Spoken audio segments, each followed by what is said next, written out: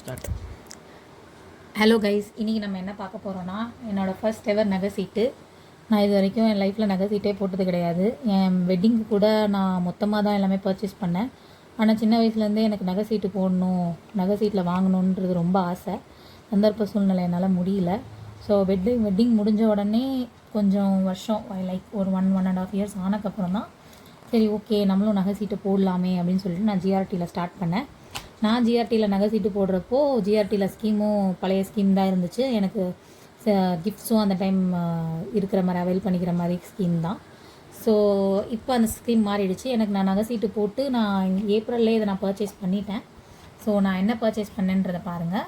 நான் per month 10,500 போட்டேன். So எனக்கு ஃபைனலாக ஒரு பர்டிகுலர் அமௌண்ட் சேர்ந்துருந்தது. கோல்டாக வந்து 22.5 கிராம்ஸ் சேர்ந்துருந்தது அப்போ இருக்கிற ரேட்டுக்கு. நான் நகை சீட்டு போட்ட டைமில் வந்து ஒரு 6 மந்த்ஸ்க்கு அப்புறம் தான் கோல்டோட ரேட் வந்து 5,000 தொட ஆரம்பிச்சிச்சு.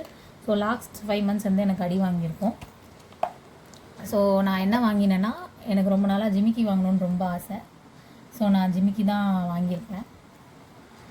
இதுதான் என்னோடய ஜிமிக்கி. இது கரெக்டாக 3 பவுனுக்கு ஒரு கொஞ்சம் மில்லிகிராம் கம்மி, ஆல்மோஸ்ட் அரவுண்ட் 3 பவுண்ட்ஸ் தான். எனக்கு கொஞ்சம் பெரிய ஜும்காஸாக வாங்கி போடணுன்னு ஆசை. பட் அதே டைமில் வந்து கொஞ்சம் ஃபேன்சியாக வாங்கணுன்னு ஆசை. ஸோ இந்த டிசைன் நீங்கள் பார்த்தீங்கன்னா நல்லா நெட்டட் டைப்பில் இருக்கும்.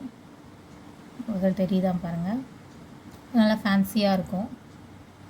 அதே டைமில் ஒரு பெரிய ஜிம்கி மாதிரியும் இருக்கும். ஸோ ட்ரெடிஷ்னல் கம் ஃபேன்சியாக இருந்தது. ஸோ எனக்கும் சரி என் ஹஸ்பண்டுக்கும் சரி இது பார்த்த உடனே வேறு எதுலேயுமே போகணுன்னு எங்களுக்கு தோணலை.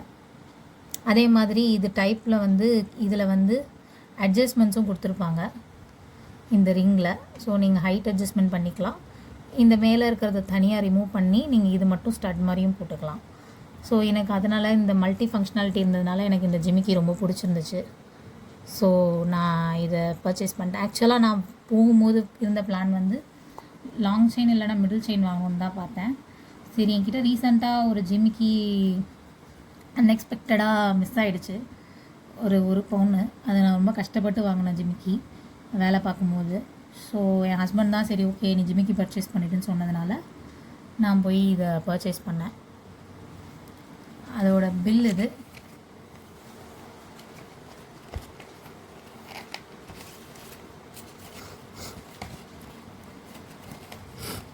இதுதான் என்னோடய கிராம்ஸ் படி பார்த்திங்கன்னா எனக்கு 22.703 கிராம்ஸ் சேர்ந்துருக்கு.